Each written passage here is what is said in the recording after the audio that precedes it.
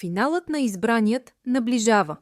Последният епизод ще бъде излъчен на 22 януари, четвъртък, от 20 часа по Диема Family. В петък, 23 януари, ще дават 2 епизода на Имало едно време в Чукурова от 20 часа до 22 часа.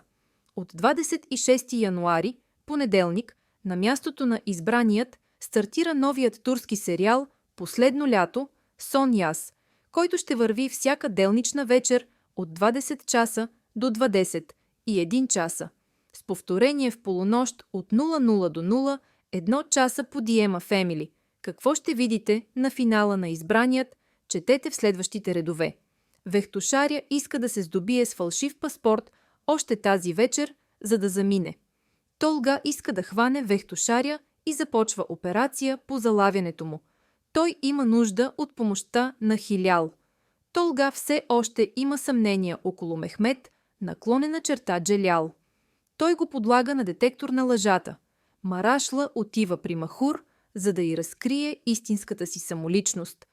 Той я отвежда в къщата на родителите си и й разказва историята за себе си и семейството си.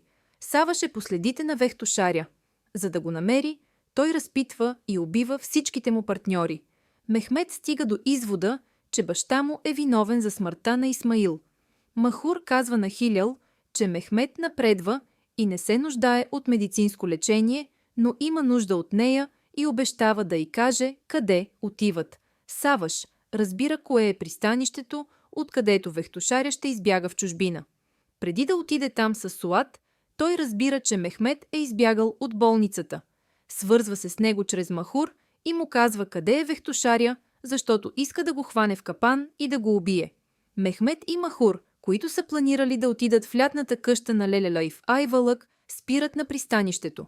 Мехмет се изправя срещу баща си, но не успява да го убие.